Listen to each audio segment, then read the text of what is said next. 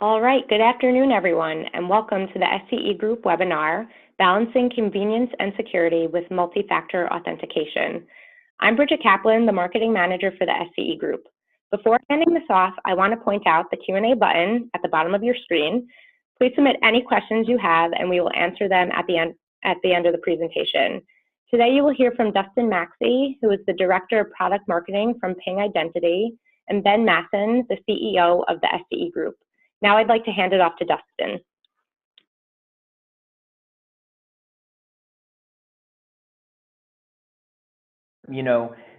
Ping Identity has a really robust platform that obviously handles consumer use cases, that handles workforce use cases, and we've always had a strong focus on customer identity and access management. So today, I want to take a focus on customer multi-factor authentication. As with a lot of different elements of customer identity and access management, MFA, when deployed for customers, has a lot of different considerations that you have to make, both strategically when you're planning on, how to implement it, as well as technologically, right? There's some different technical requirements, and these are all really important when you think about how to do what the title of this webinar, suggests, which is balancing security and convenience for your customers. So the SCE Group has a lot of experience, implementing and working with Ping technology. So I think their insights into what some of those strategies and technical capabilities and requirements are going to be really important today. And so now I'm going to pass things off to Ben Masson to just talk a little bit about some of those requirements and about those types of solutions. So Ben, over to you. Thank you very much, Dustin. And good afternoon, everybody. My name is Ben Masson, and as said, I'm the CEO of the SCE Group. And the SCE Group we're in what we call the cybersecurity assurance business, meaning our business is focused on helping our customers choose the right solutions, work with the right technologies, make sure they're doing the right things from a business-first standpoint. But our origins and our strong origins have always been in the world of identity and access, specifically multi-factor authentication. So the topic today is very, very near and dear to my heart. As you'll see, I'm quite passionate about multi-factor authentication, because multi-factor authentication at the end of the day, or at the beginning of the day, is not what it says it is. What multi-factor authentication is it's truly business and user enablement. It's truly the difference between a meh user experience and an awesome user experience. And it's also the difference between meh security and awesome security. By putting in a proper infrastructure to protect identities, to verify identities, and to mitigate against fraud and provide proper risk intelligence, that allows the business units to go and put up some seriously cool interfaces and technologies in order to better interface with their user community. And at the end of the day, users are what they say they are. They're users. They use it. And when they're using it, businesses are making money. So MFA really is one of the unsung heroes of what we do. And it really is one of the great, great technologies for business enablement. It really all starts and finishes there, because, again, without an identity, we have nothing. Without data, okay, great, the data is important, but data is also nothing without the identity if we can't tie it back to the user. And people, most importantly right now, want to protect their identities. That's really all we have right now in this world of social media, in this world of everything being wired in one form or another. We lease our cars, we rent our houses, fine, we own our houses, but typically with a mortgage. We move from job to job. Our healthcare changes with us when we change jobs. Our identity is one of the few constants we actually have in this world, and protecting that is of the utmost importance for a business, again, for a business enablement standpoint and for a consumer confidence standpoint. So let's go take a little look here. So customers have authentication expectations, convenient access, but at the same time, let me in, but don't let the bad guys in.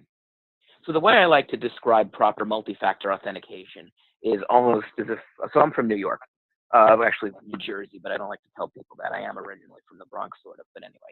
I'm in New York, and I'm going to go to a fancy club downtown.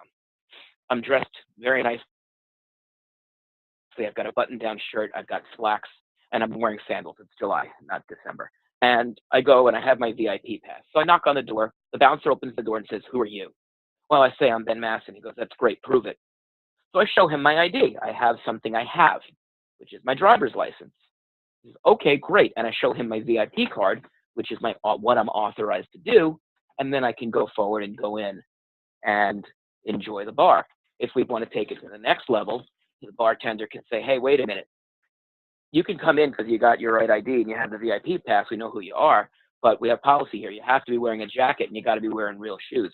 So I'll tell you what, because you're a VIP and this is what you should be doing, I'll give you two options. One is if you really can't change, then sit at the bar and you can do a limited, just sit at the bar and we'll allow you to have a few drinks, but you can't go on the dance floor.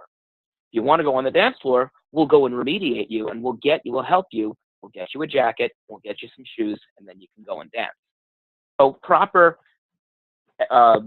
convenience of multi-factor authentication would dictate that a solution is going to be somewhat intuitive to the user. It's going to allow the user to at least access what they need to access, and if they need more, help them to achieve more, while at the same time maintaining the level of security and confidence that the integrity of the identity is maintained, all the while having that bouncer there, the biggest, baddest, meanest dude on the street who's going to keep the riffraff out.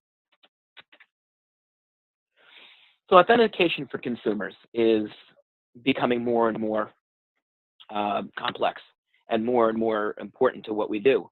If you think about it, what do we do every day now? Well, shoot, when I wake up in the morning after checking my email on Office 365 on my mobile device, I then, after brushing my teeth and getting dressed and getting my kids dressed and out the door, as I'm driving to the office, I have a stoplight that I always stop at.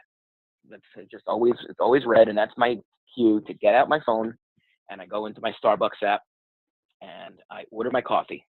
So it's waiting for me at the Starbucks around the corner from my office when I get there about 3 to 4 minutes later, like clockwork. And then when I get to work, what do? I sit down, I log into my computer, again, Office 365. I go into all our cloud apps for a line of business to check all the things that I need to check.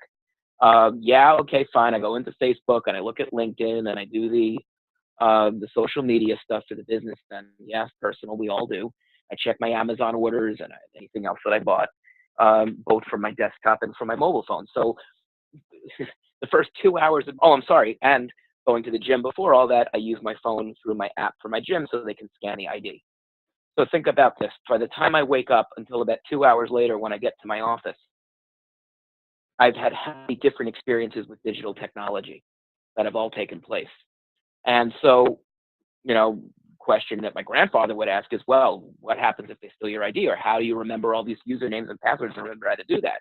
Well, we've got a couple things happening here. First of all, single sign-on is a beautiful thing. Using single sign-on technologies really helps keep track of all these things, especially built into the phone. And some other technologies that are out there. PingFed is one of the great technologies for all that.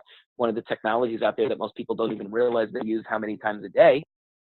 And so we have a way, first, I don't have to remember that. But then again, okay, but if they get that one account, then you're kind of screwed across the board. Well, no, that's why we have multi-factor authentication and proper identity verification.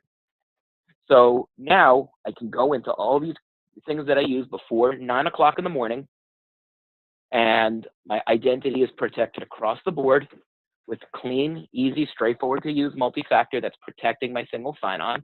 And there I go. I've got all sorts of different ways. And if I need to go make changes, it's great. I can go and do self-service profile management if I need to. I can go, and if I don't want to use my normal ID, I might want to log in federated from a third party if I want to use that. But again, multi-factor authentication is protecting it however I do it. So let's talk about adaptive policies. This is what I call the yin-yang slide. We've got the yin and the yang. The yin is lower risk. We want high levels of assurance. And then higher risk, we want nothing here. It's all about contextual risk, but really, at the end of the day, it's two sides fighting it out. One side are the strict bean counter types who are saying, we need multi-factor authentication. We need to protect every identity. We need to protect every single transaction. On the other side, we have the business enablement people that say, my dead body, you're going to ever slow down a transaction, because a slow transaction is a lost transaction. So we have to meet somewhere in the middle, because otherwise nothing would ever get done, and these two sides would be duking it out for all eternity. So that's where we have this sweet spot in the middle, where we say, okay, if we're risk averse, we can require MFA. If convenience is focused, we don't require MFA. And what a proper adaptive solution is going to do is comparing and contrasting to the old MFA solutions where every single login is challenged and every single move you make is challenged. We're going to put in some context. And what we're going to do is we're going to apply the context with the levels of assurance required to make everybody happy to say we're going to challenge users when those users need to be challenged. We don't want to make things more difficult than they need to be. We want users using. Again, it all falls back to users using. So by being able to collect user and device contextual data, it allows us to grab policies that the assurance and bean counters want. They want to know policies. These are all risk and compliance people who are the most fun at parties. I'm saying that facetiously. And then you've got the real crazy lunatics on the other side who want nothing at all, the digital anarchists, who are the business enablers, who are saying, we want to balance security and convenience. They're saying balance security because at least it's a nice buzzword that makes people feel less crazy. But at the end of the day, if they could avoid it, they would. So that's where we need to balance both sides. We need to grab all the rich data we can about the user and about the device and about the entire scenario of what's happening, that bubble of context, and use that to crunch the experience.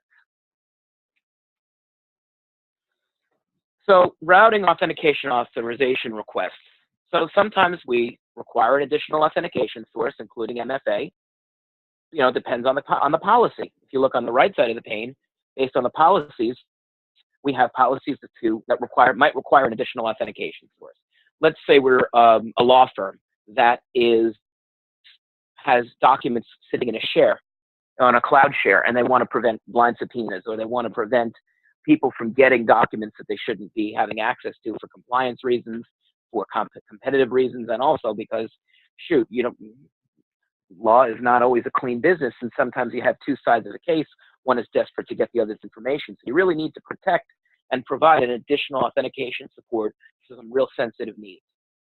There are some times where we require MFA from a user, depending on the policy. You know, there might be different times where we're logging in, I'm logging into my Amazon account and I haven't logged in a while, or you know, I'm not embarrassed to say it, I play World of Warcraft. We have a guild from my friends in college from 20 years ago. It's the only communication we have, and we're you know, after all, our kids go to bed, and sometimes we don't log in for a while. It requires multi-factor authentication to prove my identity. So the policies then can approve or deny access to a resource based on the context, approve or deny authentication, again, based on context and risk score and risk capabilities. And then if we need to, we have an SDK here as well. Maybe we want to push a notification to say, hey, this person's trying, user B. Maston, or user, I'm talking about myself, Dustin, or Bridget, you guys are going to try and reset your password. We're going to send you a push notification to really make sure that it's you that's trying to perform that specific action. Or then we want to push out a notification with a one-time password to use, depending on what's happening. So maybe, again, maybe we want to require an additional authentication source. We want to really prove that it is Bridget. So silently approve MFA. Dustin's logging in all day, nothing's changed. Let him go in. The multi-factor took, but it's blind to everybody because he's on such a low risk threshold. He's not being challenged. We want to be able to approve or deny access to a resource, again, based on the context. We want to be able to approve or deny authentication from the start based on context. A great example might be a user logs in every day from New York City at 8 a.m. By clockwork, never changes. All of a sudden now, this same user is logging in from the western frontier of China at 2 a.m. local time, Eastern time. Wait a minute, something's not right. Something here is definitely not right. Let's challenge this user. Or if somebody's trying to log in from a known risk scenario that we do not allow, such as outside of the United States, or in a certain geolocation, or from a certain device, we might flat out deny authentication. And then what multi-factor authentication is required for the user? Do we want to have different types of authenticators for different scenarios, or do we simply want to have them as many available so users can have different types for convenience? And that's where we really have to balance the different types, and we'll get to that in the coming slides, the different types of MFA and the implications of that. A couple quotes here, I love these two. because the first one, SMS text messages, are often the weakest link in two-step login. You have no idea. SMS, the only one that I find worse than SMS, and I'll talk about this in the coming slides, is email one-time password. But SMS text messages, which are so common, I've done it 3 times already today for different things, drives me crazy. It's a weak link. It's easily spoofed. It's easily intercepted, whatever it may be. I'm just not a big fan of it.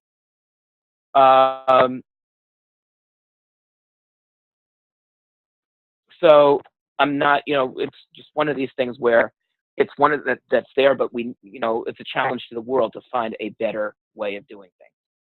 Then, the other is an out-of-band secret sent via SMS received by a hacker who's convinced the mobile operator to redirect them to the victim's mobile phone to the attacker. It happens all the time. It's very, very, very common.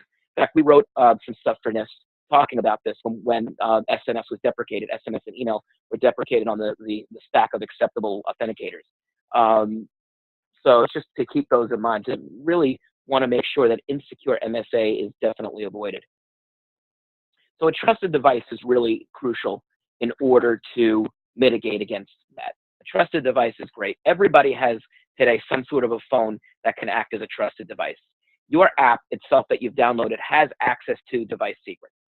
A proper app is going to have that. It's going to know, you're going to, first of all, in order to get the app and to first install the app and log in for a proper app, you're going to have passed several levels of security and compliance checks. Great. The device secrets associated with a user are, like I said, are then used to create that trusted device. So basically what I have, what I know, what is specific to me. And those device secrets are far more secure than SMS because they're bound to that device. Nobody can simulate a SIM chip and so forth. And nobody can go and grab a SIM and simulate being your phone and steal that SMS. It's just not possible when you're doing it properly. So let's talk about SMS. So here's a scenario here. Credentials are stolen. Me as the user, I need to, I want to log in. And so my username, I'm going to log in, and the hacker has, using phishing, brute force, or password reuse, has figured out my credentials. So the hacker logs in with my username, and SMS, he's already figured out how to spoof and intercept my SMS. So when he goes in with that multi-factor, bam, that hacker's already identified and through, and before it's too late. It happens quite often. Email is even worse, because email, chances are, is not requiring multi-factor at all. So once they figured out one password, they're going to figure out that one as well and be able to figure out your email. Clunky, it's a multi-step process. The user experience is awful, and it's just not secure. I'll give you a great real-world example. We work with a hospital who implemented a medical records portal to the outside world. And the hospital insisted on using email one-time password because they figured most of the people using these portals are going to be senior citizens, and it's the easiest one to use. Well, guess what? Their failure rate was almost 30 to 40%. It was horrendous. Why? First of all, their own internal security software was not letting half of those emails out because it considered them spam.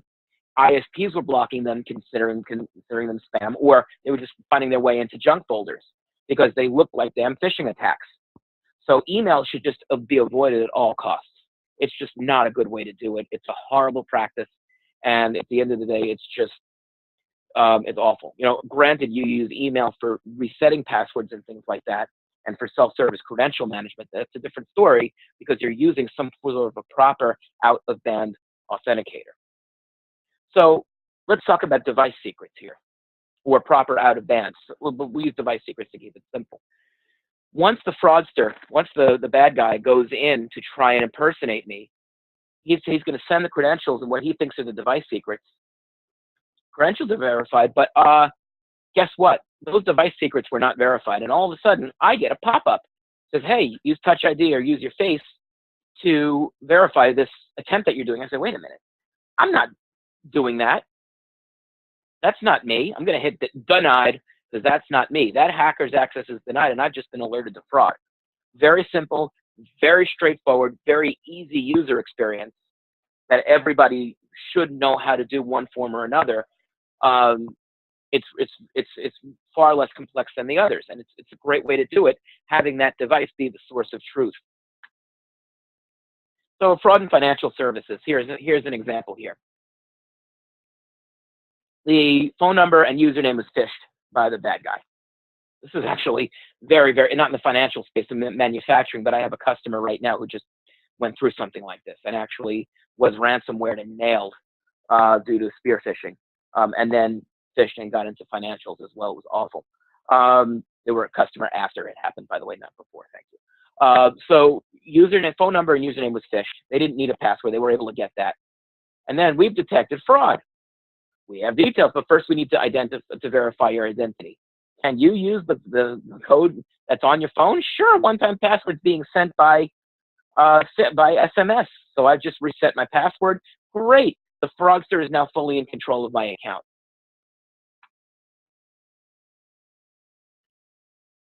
Now, if we're using a device here, instead of instead of an OTP, if we're using device secrets, great. Once we go to verify that code, I'm alerted and said, reset password. Why would I want to do that? Denied. Let's go back there 1 second. Denied. So it's very simple. Instead of getting an SMS, I get an alert on my phone. It's an actually simpler user experience than an SMS. So there's really no reason to still use SMS over a device secret or device-based authentication. So some of the MFA options that are out there. Definitely push notifications are more secure than SMS and email. Absolutely. It's not hard. It's not even a question.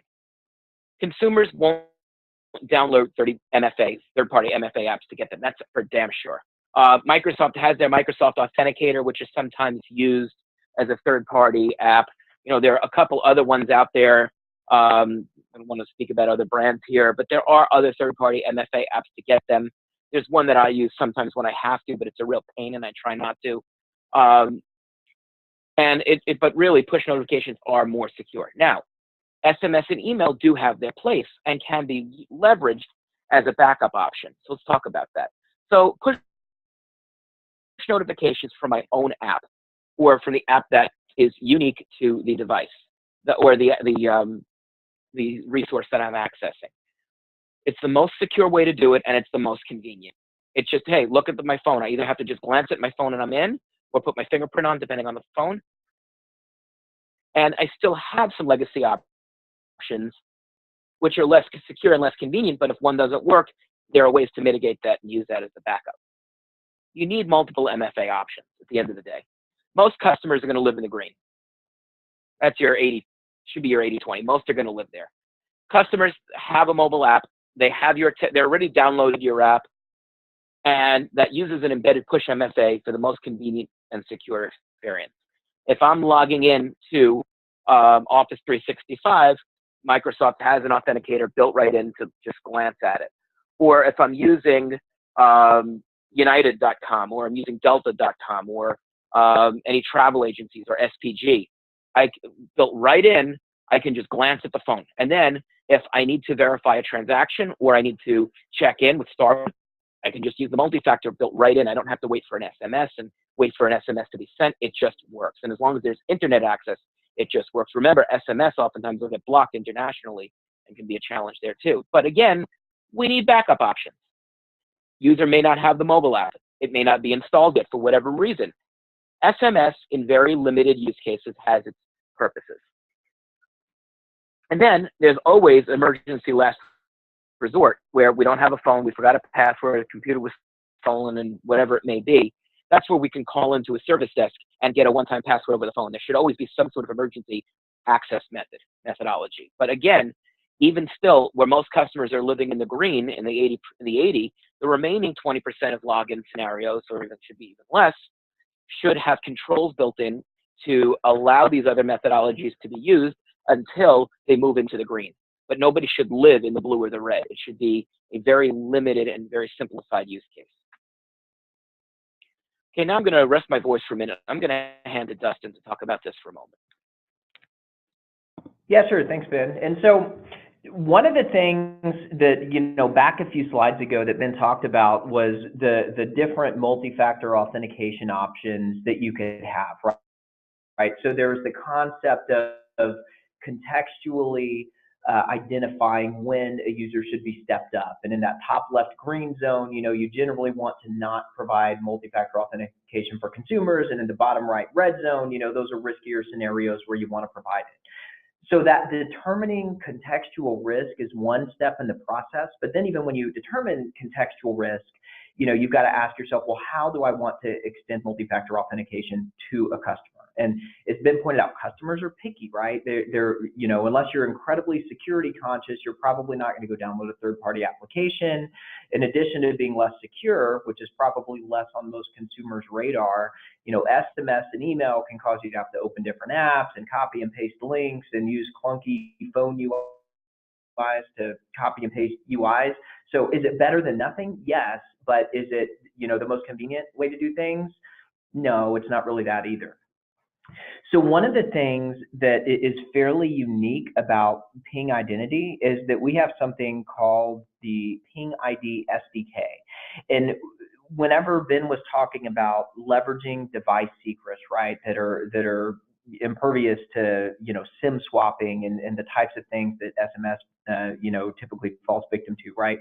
This is Ping's solution to that, and that means embedding the multi-factor authentication capabilities that can either be triggered separately and work with other authenticators, or be triggered by Ping Federate's policies, is a solution that is offered with Ping. And I like to point out this slide because it's a relatively unique solution among identity and access management providers. So I'll just kind of orient you with the screen here. The report on the left is a 2017 multi-factor authentication report from Gartner, and the report on the right is obviously a Magic Quadrant, and it's the most recent MQ for IAM from Gartner. And you can see there's a number of leaders, and where Ping Identity really has some unique placement is that of all of the the IAM providers in the leaders quadrant, which is that top right quadrant, Ping is the only one that kind of scores a 3 out of 3 on all of these MFA categories that the left report is rating them on, right? So they're the both that kind of cross over in the leaders quadrant and have top scores in those categories. And one of the important things about that is, yes, oftentimes it's been pointed out the importance of, you want to offer this option to consumers that's both more convenient and secure of getting multi-factor authentication pushes from your own mobile device. It keeps consumers in the experience, it leverages device secrets, so it's more secure.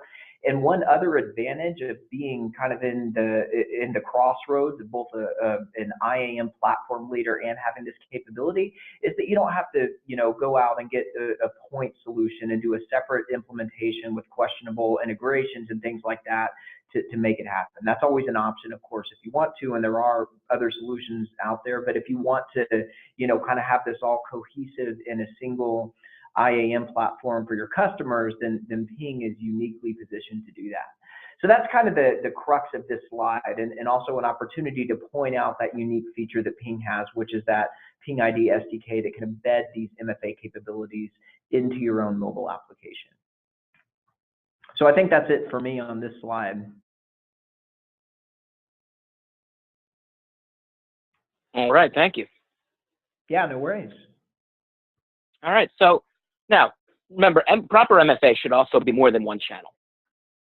We want to make sure that there's continuity across the board. Back in the day, we sometimes had to have 2 different forms of MFA depending on what was being used. This is way back in the day, but it's so important to make sure that there's uniformity. So if the user is sitting down at their desk or sitting on the train with their phone, either way, we're dealing with a unified authentication experience. So that's what's great about having multi-channel MFA as well, is that we have one mobile app that unites them all. No matter how the login takes place, no matter what the user experience is, it's consistent across the board. And consistency, because if you don't have consistency, ease of management and ease of credentialing, then it's just never going to be adopted and the business will suffer. Again, back to my first point, MFA is business enablement. The business MFA can enable business, MFA can hurt business. In some ways more so than any other technology on a day-to-day basis on the consumer-facing side. So we've got all kinds of ways to get in, and just for different use cases. Account recovery is very important. All right, I just lost I forgot my username, I forgot my password. Well, all right, we want to make sure it's really Bridget who's trying to do that before we go and before we allow it. We really want to verify that identity to really truly make sure you are who you say you are. Maybe a transaction approval before something goes through and before a purchase goes through. I get this a lot through my Apple Pay or through some of the credit cards that I use.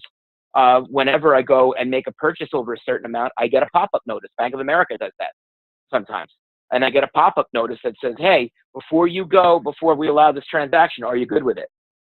Web logins, mobile web logins, self-explanatory, corporate login to corporate resources, CSR, customer service rep identity verification, very important. Before you call up, like I get this with T-Mobile, hey, before we let you in, we're gonna send you a one-time password, and granted they still use SMS, so I'm not thrilled with it. Ideally, I have a T-Mobile app that should be using a push, but the poor service rep who I'm abusing anyway for not solving my problem fast enough, I don't lay that on him or her. But you get the point here that all different use cases, whenever there's a transaction taking place, granted we have one that says transactional approval, but for every user interaction, we should have some sort of way to verify the identity, whether it's overt, whether it's interactive, or whether it's completely covert, meaning no interaction at all, totally hidden and blind to the user. And different methods. Not every method is perfect for every single time. Maybe the SMS is fine for T-Mobile for me calling in for support. I don't think so, but the purpose of this conversation, we say we are. For account recovery, hey, maybe I don't have my phone here, so I need any number of ways you can to verify my identity. Transaction approval, positively, we like that push notification. It's simple, it's great. For web, for web and mobile web, hey, if I can have some sort of, again, a quick push notification to let me in, mobile web that uses my face to verify my identity, awesome. Email and SMS have their places, technologies of last resort. As much as we hate them and don't want them, they still have to be there for a little while longer. And for corporate login, we may need some sort of authenticator that ties in maybe to a physical access system, or that allows you to properly log on to your workstation and interact with other MFAs in order to provide a uniform experience. There are any number of reasons why we need different methods. So, we've got biometrics, we've got on the one out-of-band phone, we've got out-of-band SMS, we've got one-time password phone, we've got key press, we've got push, facial, we can keep going, smart card, any number out there, and they're all there and they're all in the marketplace for a reason. And a good organization and a good SecOps manager, security operations manager, and identity and access manager is really going to know how to leverage these different technologies for different use cases. And Ping really does a fantastic job in enabling these technologies and allowing them to be simply leveraged, very simply leveraged to the point where it just works. Very, very nice. Multiple ways to trigger MFA. Again, what good is all that stuff that I said before unless you use it? So we want to be able to make sure it's properly triggered. So we can add a few things to what we said before. All the great stuff, CSR, account recovery, transaction, web, email, SMS, okay, great. What about 2 ways to trigger it? Well, we've got 2 ways. We've got adaptive policies via Ping Federate and Ping Access that can create policies that are dynamic and can follow the user experience and follow the use case and follow what the user is doing and provide the proper level of security based on that interaction. Typical policies that might be more out of the box, and they work for 80% of the use cases. Then for the remainders, that's why we have working directly with APIs, where if we can't do it with Ping Fed, Ping Access, which there's quite a bit out there that we can't, that's why the APIs exist, because you don't necessarily want to have a third-party app or third-party interaction. Your application itself might handle all the and probably should handle all of the logic, and let the developers get very, very creative on how they want to do it. Well, Ping can really manage that and handle that very, very nicely by the robust set of APIs that allow that level of interaction. Got all kinds of fun stuff that we've done with that over the years. On transactional, for example, if we want to go and approve certain specific transactions, an application knows that, hey, I'm going to go wire my brother $5,000. The application itself knows that that's above a certain threshold. Hey, send out a transactional step up to user B. Masson. Okay, great. Yep, I got a push notification. Are you sure you want to wire user Josh Masson $5,000? Yes, I do. I'm intent. Great. On that level. Now, again, that's not something that may be an out-of-the-box policy with Ping Fed Pending Access, but that's something the application, the banking application, understands far better and can just make an API call in order to challenge the user. Oh, and that takes me to the end, to the blank. So with that, I'm going to hand back to Bridget, and let's do some QA action here. Yeah, we got a handful of questions, so I'm going to ask them to Dustin, but Ben, feel free to chime in if needed. Dustin, the first question is, how would you go about stepping up MFA mid-session, such as an IP address change? Whoops, I guess it would help if I took myself off mute to answer the question, huh? So, yeah, good question. So with Ping, we have both Ping Access and Ping Federate that have, different sets of policies that, function accordingly based on, authorization requests or authentication requests. And that would be an example of more of something that's in a Ping Access policy around an authorization request. So one of the things that Ping Access can do is continuously evaluate the criteria even mid-session, right? So somebody authenticates in a certain number of contextual criteria that, evaluate a number of different things are met, and then they authenticate and multi-factor authentication is required or it isn't. But in a scenario where, say, maybe a user is on a home IP address and they've authenticated from that IP address, and that's all well and good, but then mid-session, they move and they are at a different IP address. Now, probably this is just the user going to Starbucks and continuing whatever work they were doing, but maybe it's a session hijacking or some other type of more malicious activity. So in those situations, as you detect them, you may think that it's worthwhile to say, okay, we've detected a change, let's stop this session and step up to multi-factor authentication in this scenario mid-session to ensure that this session goes on. And that's, of course, completely up to the organization whether they would want to enact that, but that's an option where you can detect not only an IP address change, like an example that you asked about, but any other types of changes in the policies that Ping Federate and Ping Access can evaluate mid-session and kind of step those things up as necessary. Okay, the second question, how would you call MFA in specific situations, like if a wire transfer is more than a certain amount?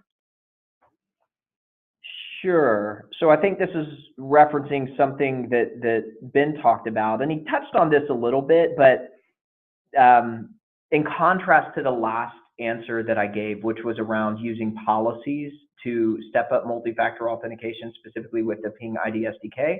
If a transaction is over a certain amount, that logic, or any other logic for that matter, is determined by the application. So an application can choose, outside of authentication. So there's MFA associated with completing an authentication, but a transaction approval would say, hey, we need a successful returned MFA request here to continue with this transaction approval.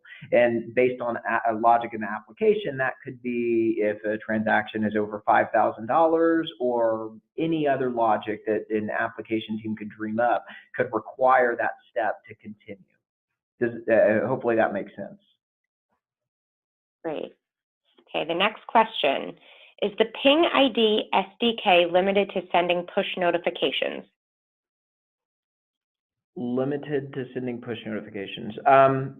No. So we talked, or Ben talked a lot about, some of the drawbacks, and I added onto them a little bit when I chatted about the Gartner slide as well, how there are not only security risks, but also inconveniences associated with SMS and email. But Ben pointed out in another slide that, there's kind of a funnel, right? And not everybody's going to download your mobile application. You can't force them to. I can't say, hey, Mr. User, you're going to download this mobile application or you will not interact with my brand. That's just not a feasible thing to do. So there has to be backup options, like some of the ones that have been pointed out. And we thought it was important, when offering a solution like the Ping ID SDK, to make it actually a little bit more than just a mobile SDK, but offer those types of backup options. So you can say, okay, you know what, the customer, whether they prefer it or whether that's the only option available to them or whatever reason, your business decides on, we can also offer things like voice OTP, email, and SMS if the situation requires it, if the customer doesn't have the mobile app or whatever the case may be. Great. Okay, next question.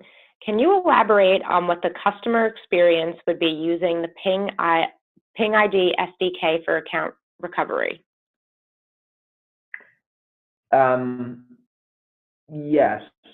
So I can give you an example of what it may be.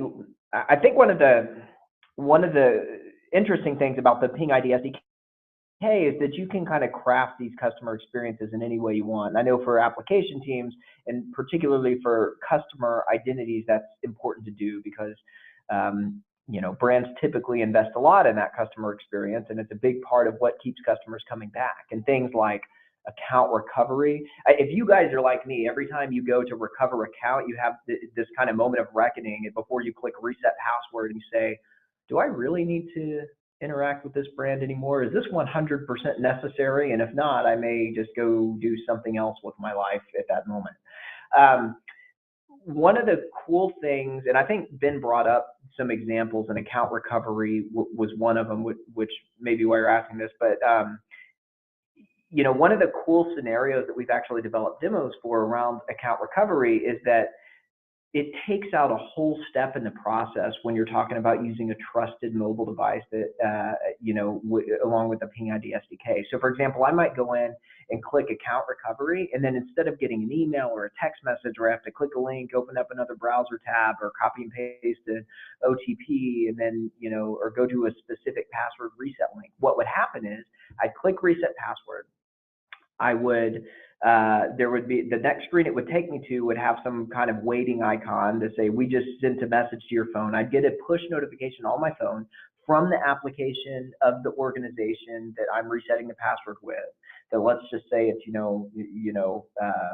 any retailer is the name of the store. So you've got a push notification from any retailer that says, hey, you're trying to reset your password. Do you approve this password reset attempt, right? So specific details about what's happening. And this also prevents, by the way, the hack attempt that Ben mentioned where, a hacker will pose as a CSR rep and then send that notification to reset your password. And, since it doesn't give any details, a customer is likely to give it over the phone. So it would just take you to the next screen. You would get a push notification. You would, put your thumbprint on or swipe or whatever technology is in your phone to approve your identity at that level. And then the screen that you're on would immediately change to type in a new password. So it mitigates that whole, frankly, the most inconvenient part of account recovery that we're all used to, which is waiting for an email to arrive, waiting for a text message to arrive, copy and pasting things, etc. And in my opinion, gets rid of that moment of reckoning that me and I assume many other consumers have before they reset a password that says, is this really necessary? Do I really need to interact with this account? Because that's not what you want your customers to be saying and thinking at any point during interactions with your brand. Right. Okay, the last question. What are examples of how policies in Ping Federate can evaluate user context and risk? Sure. So I think this is referring to sort of the yin-yang slide that Ben referred to, right? Which is, okay, great. So, you have to evaluate risk and determine whether you're in the green or when you're in the red. How do you make that determination? What are some physical examples of that? First, I'll say that I think that balance is different for every organization. So the policies or risk variables that you choose to implement are completely up to you. When you've got to decide what your yin yang looks like as an organization, and that's a joint effort between business units and those responsible for customer experience, along with security teams, to make sure that you strike that balance. And a lot of times people will typically think of, employee MFA use cases, like, well, if this, HR person is accessing a section of an application that has access to salary info, then they need to be stepped up, right? Unfortunately, a lot of those use cases don't really apply as much to customer identities. So I can give you an example of a few, right? And we talked about an IP address change, right? If somebody moves mid-session to a different IP address, that might indicate some contextual risk, or an IP address that they're not, outside of a predefined IP address range that they normally operate in, right? So that might constitute as contextual risk for a customer. Ping access has the ability to require a step up.